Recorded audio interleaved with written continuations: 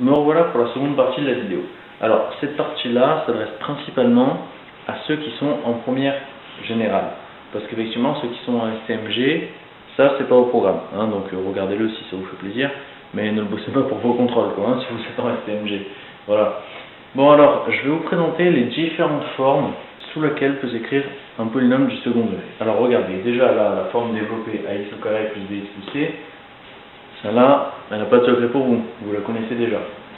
Ensuite, on peut également l'écrire sous une forme factorisée et sous la forme canonique. Alors, je vais commencer un peu par vous expliquer ce qu'est la forme factorisée. La forme factorisée s'écrit A multiplié par, entre parenthèses, x moins x1, terminé parenthèse, multiplié par x moins x2. Alors, vous devez vous demander déjà, d'abord, A, on connaît, c'est la même chose qu'ici, d'accord, c'est la même chose qu'on voit ici, mais ce x1 et ce x2, c'est quoi? Ben regardez, imaginez une seconde que x là, il soit égal à x1. Ça ferait quoi? Ça ferait que ça, ce serait égal à 0. Donc si ça c'est égal à 0, vu que c'est multiplié par là, multiplié par là, toute chose multipliée par 0 est égale à 0, tout le polynôme serait égal à 0. Donc si x est égal à x1, tout le polynôme est égal à 0, et si x est égal à x2, tout le polynôme est égal à 0 aussi. Bah, regardez, ça ne serait pas justement nos solutions de l'équation p de x est égal à 0. Vous vous souvenez, juste tout à l'heure dans la première partie, on a cherché les solutions d'une équation qui est p de x est égal à 0. On a utilisé pour ça le discriminant, delta, b carré moins 4ac, et ensuite on a trouvé deux solutions qu'on avait nommées d'ailleurs x1 et x2. Et bien voilà, vous pouvez écrire un polynôme sous sa forme factorisée sans problème si il s'annule en deux points différents. Prenez le a qui est dans le polynôme, vous remplacez x1 par la première des solutions pour laquelle il s'annule, et x2 par la seconde des solutions pour laquelle il s'annule. Bon. Ensuite, si jamais le polynôme s'annule en un point, vous pouvez écrire que la forme factorisée est égale à ça. Ça, c'est si jamais delta est égal à 0. Vous pouvez écrire que la forme factorisée est égale à ça. Bon. Par contre, si jamais delta ne s'annule pas, vous ne pourrez pas écrire de forme factorisée. Bon, je ne vais pas plus loin sur la forme factorisée parce que ça c'est vraiment un détail du programme. Les profs passent très vite dessus parce que c'est quelque chose qu'on va très rarement vous demander dans vos contrôles. C'est pas là-dessus que vous allez tomber au bac. Par contre, ce qui est important, c'est la forme canonique. Alors maintenant, on va passer à la forme canonique. Mais d'abord, je vais vous faire une précision, quelque chose d'important. Il faut bien que vous remarquez que, étant donné que ces trois écritures, bien que différentes, reviennent les mêmes, elles marchent quand même toutes, elles veulent dire la même chose sur un polynôme. Si jamais on développe la forme factorisée, ça on développe, on développe la forme factorisée, on retombe sur la forme développée. De la même manière, si on développe la forme canonique, on retombe également sur la forme développée. Bon voilà, je ne vais pas plus loin sur la forme factorisée, parce que c'est vraiment une taille du programme, les profs passent assez vite dessus, et il y a peu de chances qu'on vous le demande en contrôle. Vous ne tomberez pas là-dessus au bac non plus. Voilà. Par contre, maintenant, on va s'occuper de la forme canonique. Alors, ce que je vais vous expliquer maintenant, ça s'appelle la forme canonique d'un polynôme du second degré. Déjà, il faut savoir que tous les polynômes du second degré, peu importe le signe de delta, peuvent s'écrire sous la forme canonique. Ça n'a plus rien à voir avec le delta. La forme canonique, c'est ça. Au lieu d'écrire ax au carré plus bx plus c, on écrit a, entre parenthèses, x moins alpha au carré plus bêta. On vous apprend que alpha est égal à moins b sur bêta et que bêta c'est égal à la valeur qu'on obtient quand on remplace alpha dans le polynôme. Donc, pour écrire un polynôme sur la forme canonique, il suffit d'appliquer ces formules. Donc là, si jamais on applique ces formules avec le polynôme d'avant, on va avoir alpha qui va être égal à moins 3, puisque b est égal à moins 3, sur 2 fois 2, ça nous fait 3 quarts. Et donc, bêta qui va être égal à p de 3 quarts, donc 2 fois 3 quarts au carré moins 3 fois 3 quarts moins 5. Alors 2 fois 3 quarts au carré, 3 fois 3, 9, 4 fois 3, 12. Donc ça nous fait 2 fois 9, ça fait 18 sur 2 fois 3 fois 3, 9, 4 fois 4, 16, 18 sur 16, moins 3 fois 3, 9, donc 9 quarts, moins 5. Ce qui nous donne, alors 6 sur 18, on voit qu'on peut simplifier. Regardez, ça c'est divisé par 2, ça aussi. Ça nous fait 9 huitièmes. Alors ça, on va le mettre en huitième pour pouvoir calculer sans souci. Ça nous fait 18 huitièmes. Et 5, on va le mettre en huitième. 5 fois 8, ça fait combien? Ça fait 40. 40 huitièmes. 9 moins 18, ça fait moins 9. Et moins 9 moins 40, ça nous fait moins 40. Donc, on va avoir moins 49 huitièmes pour la valeur de bêta. On peut donc écrire que P de x est égal à A multiplié par x moins. Alors la valeur de A, bien sûr, c'est exactement la même que la valeur de A ici. Donc la valeur de A ici c'est 2. A multiplié par x moins alpha, alpha c'est 3 quarts, le tout au carré, moins 49 huitièmes. Bon, c'est déjà bien. Regardez, pour vérifier que c'est juste et que c'est bien ça, rien de plus simple, on remplace x par 0. Alors si on calcule P de 0 sous cette forme-là, donc on voit qu'on a 2 fois 0 qui fait 0, moins 3 fois 0 ça fait 0, moins 5. Donc ça nous fait moins 5. Si jamais on remplace x par 0 de ce côté-là, on va avoir 0 moins 3 quarts, ça fait moins 3 quarts. Moins 3 quarts au carré, multiplié par 2, ce 2-là. Ensuite, moins 49 sur 8, alors, moins 3 quarts au carré.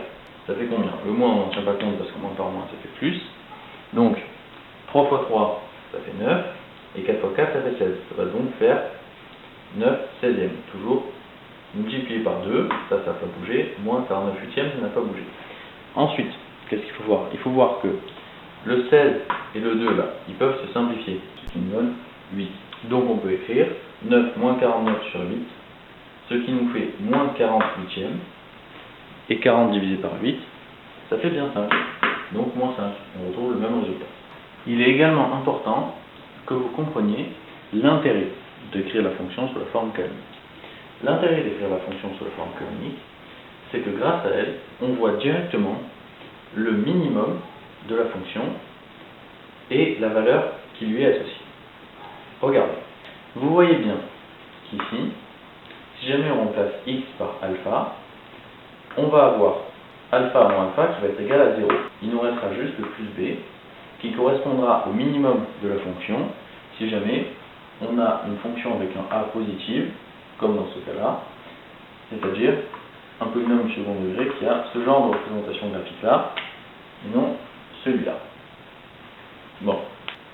Ici, c'est forcément un extrémum, un minimum ou un maximum, parce que si jamais on a un x plus grand que alpha, comme c'est au carré, la valeur va être supérieure à 0, et si jamais on a un x plus petit que alpha, comme c'est élevé au carré, la valeur sera forcément supérieure à 0 aussi. Donc on multipliera quelque chose de supérieur à 0 par rapport à un a positif, ce qui nous donnera forcément quelque chose de plus grand que si x est égal à alpha, et donc x est égal à 0. Et on voit donc très clairement que si tout ça c'est égal à 0, la valeur de P de x pour x égale à alpha, c'est-à-dire pour ça est égal à 0, ce sera b, ce qui explique cette formule-là.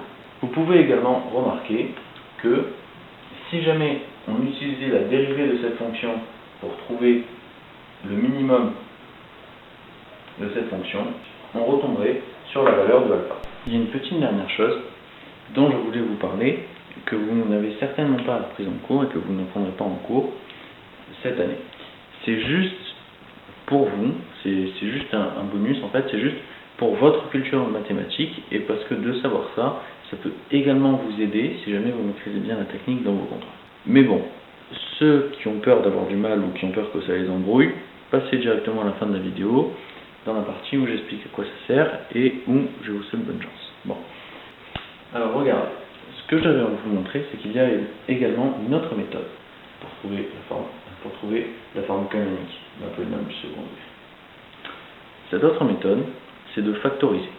Parce que ce qui est important de le savoir, c'est que si jamais on développe la forme canonique, on retombe sur cette forme-là.